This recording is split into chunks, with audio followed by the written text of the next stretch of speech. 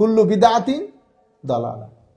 আমি আমার জীবনে কুল্লু বিদআতিন দালালার পুরা হাদিস কোনোদিন শুনি নাই। এটা একটা পুরা হাদিস, তো আপনি সম্পূর্ণ হাদিস পড়লে কিন্তু হাদিসের কনটেক্সট বোঝা যায় যে আমার নবী সাল্লাল্লাহু আলাইহি ওয়াসাল্লাম কোন অবস্থার পরিপ্রেক্ষিতে এই কথাটা বলেছেন। কথাটা ছিল এরকম, ফজরের নামাজ পড়েছেন আমার নবী, ফজরের নামাজ পড়ে হঠাৎ করে আমার নবী বড় হার্ট টাচিং, প্রফাউন্ড, ইন্টেন্স এবং হার্ট ব্রেকিং একটা স্পিচ, যেটার মাধ্যমে সাহাবায়ে কেরাম একসাথে বাজামাত কান্না শুরু করে দিয়েছে। অঝোর দ্বারাই সাহাবায়ে কেরাম কাঁদতেছেন। তো আমরা বুঝতে পারতেছি আমার নবী হয়তো আমাদের সাথে আর বেশি দিন থাকবেন না।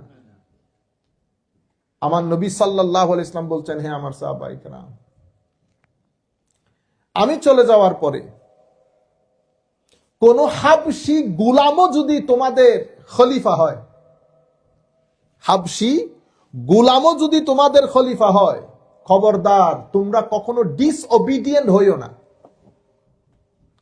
তোমরা ওবিডিয়েন্ট হবে, হাবশি গোলাম হলে ওবিডিয়েন্ট হবে। তোমরা কখনো নেতৃত্বের সাথে কি করবা না? বিদ্রোহ করবা না। মনে রাখো, নেতৃত্বের সাথে বিদ্রোহ করলে হক থেকে সরে যাবা, দ্বীনের মধ্যে বেদাত ঢুকাবে না। মনে রাখবা, প্রত্যেক বেদাত পথভ্রষ্টতা। আমার নবী কি এই হাদিসের মধ্যে রবিউল আউয়ালের মাহফিলের কথা বলতেছে? রবিউল আউয়ালের মাহফিল যদি বলতো, তা আমার নবী ওই হাবশি গোলামের কথা দিয়ে কেন শুরু করেছে? এখানে আমার নবী কিয়াম মিলাতের জন্য ক্রন্দন করতেছে, আমি চলে যাওয়ার পরে আমার উম্মত কেমনে কিয়াম মিলাত করে আমাকে সালাম দিবে। আমার নবী এই জন্য মন খারাপ করছে? পুরা হাদিস কেউ বলে না, আমার জীবনে আমি শুনি নাই। কারণ পুরা হাদিস বললে সমস্ত কনটেক্সট আপনার সামনে চলে আসে। আমার নবী কি বলতে চাচ্ছেন শুধু এইরকম একটা হাদিস না তো, আমার নবী এই কনটেক্সটের উপরে অসংখ্য হাদিস বলেছেন।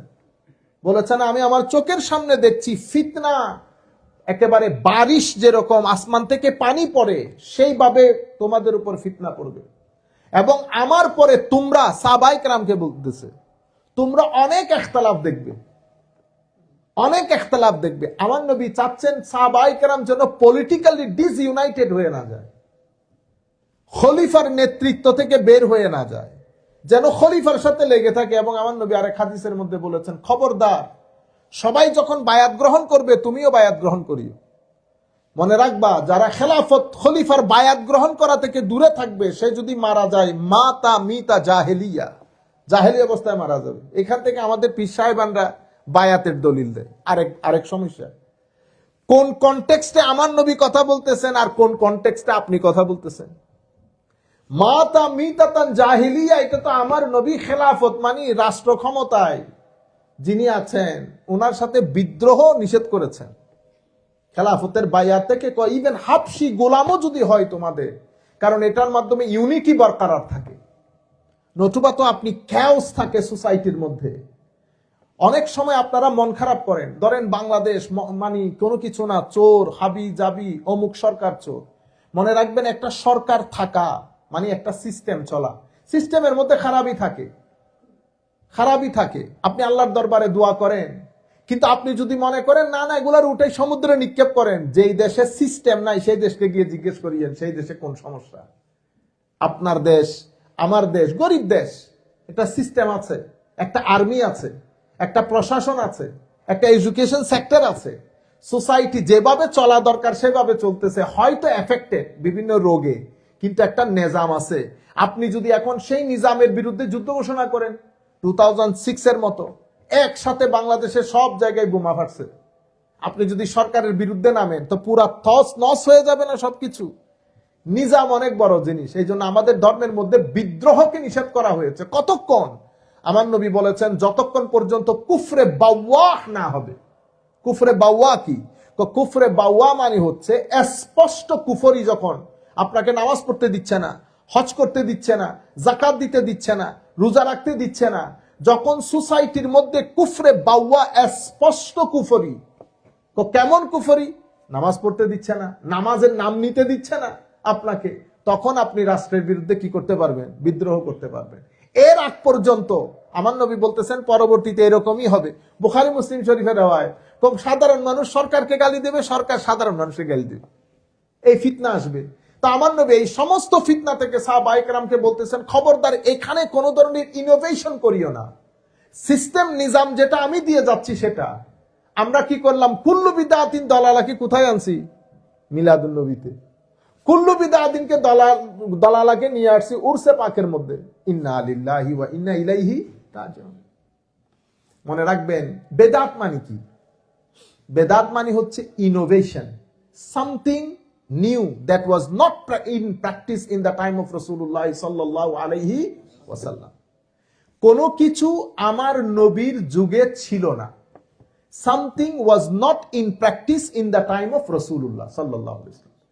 কোনো কিছু আমার নবীর যুগে না থাকা, এটা শরীয়তের মধ্যে হারাম হওয়ার দলিল না।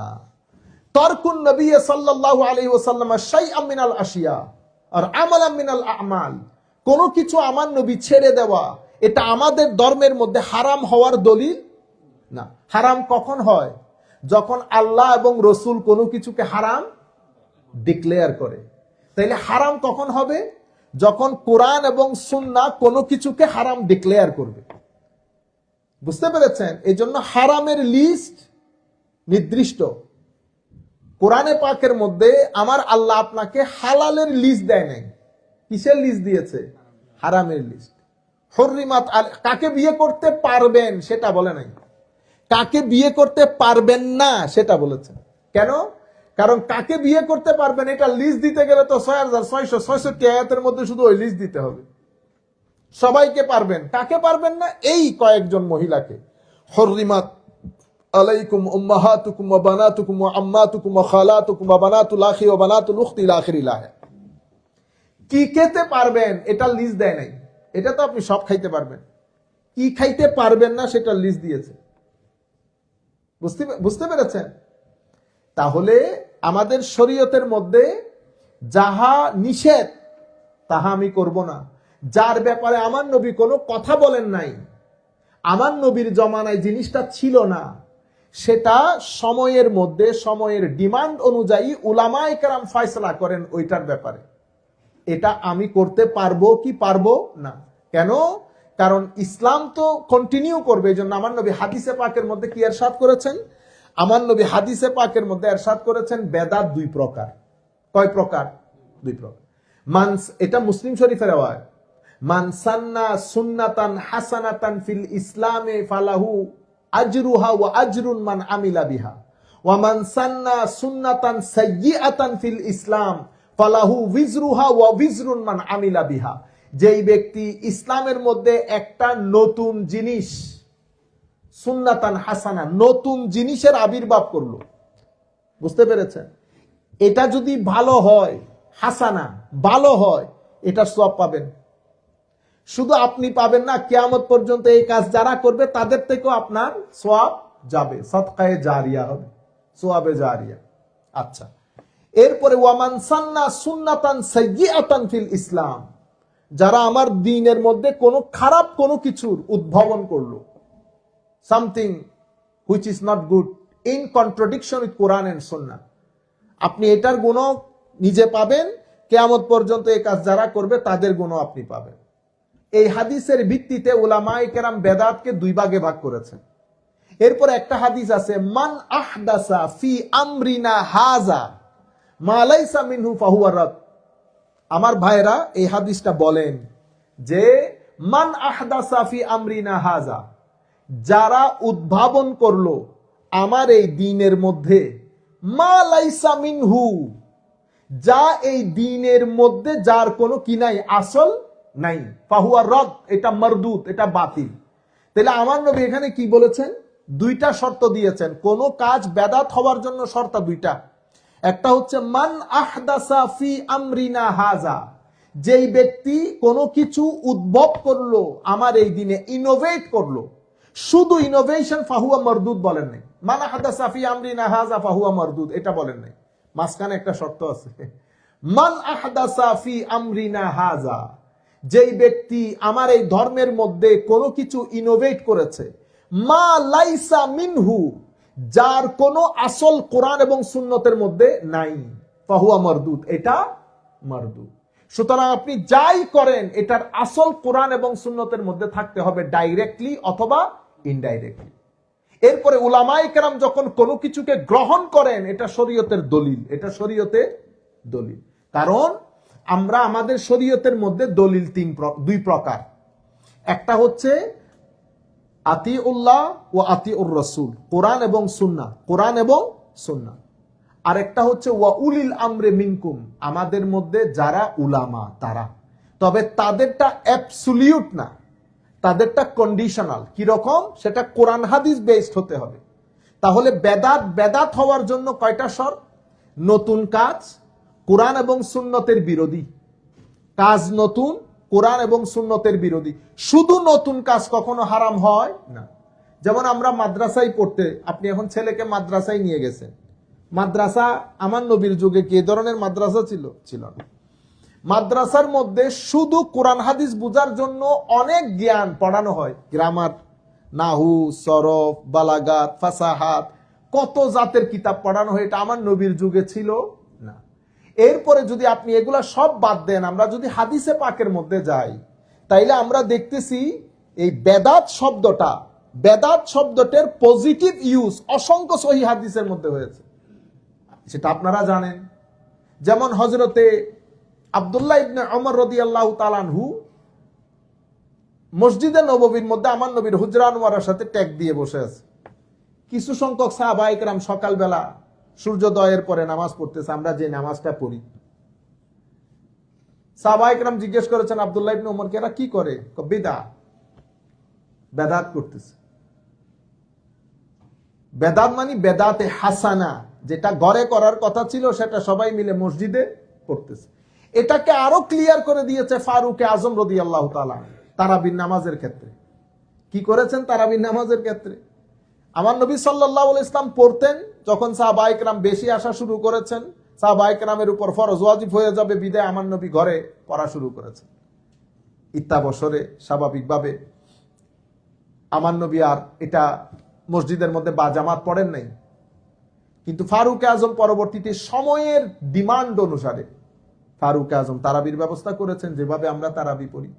একদিন উনি দেখেছেন সাহাবায়ে কেরাম তারাবি পড়ছেন, উনি মা আহসান আল বিদা হাজে বলেছেন, কত সুন্দর বিদাত হচ্ছে। আমরা পুরা বেদাতটাকে প্রত্যেকটা জায়গার মধ্যে নেগেটিভ ইউজ করে, কারণ একটা কমন জিনিস হচ্ছে এটা আল্লাহ রাসূল করেন নাই। এখানে আপনি যতগুলা জিনিস করতেছেন, কোনটা আল্লাহ রাসূল করেছে? কার্পেট থেকে শুরু করে, রং থেকে শুরু করে, লাইট থেকে শুরু করে, মাইক থেকে শুরু করে। আপনারা বুঝতে পেরেছেন? আমার নবী কোনো কিছু না করা, এটা শরীয়তের মধ্যে হারাম হওয়ার দলিল না। যদি এরকম হইতো তাইলে আমি আপনাকে আখেরি এটা কথা বলে শেষ। আমার নবী নামাজ পড়তেছেন, জামাত বা জামাত, তো রুকু থেকে উঠেছেন সামি আল্লাহু লিমান হামিদা বলে, সাহাবায়ে কেরাম রব্বানা লাকাল হামদ বলেছেন। এক সাহাবী কোনার মধ্যে বলেছেন হামদান কাসীরান তাইয়িবান মুবারাকান ফীহি। আমার নবী সালাম ফিরিয়ে জিজ্ঞেস করেছেন, এই কথা কে বলেছে? সাহাবী ভয় পেয়ে গেছে। পরে বলছি, ইয়া রাসূলুল্লাহ, আমি বলেছি।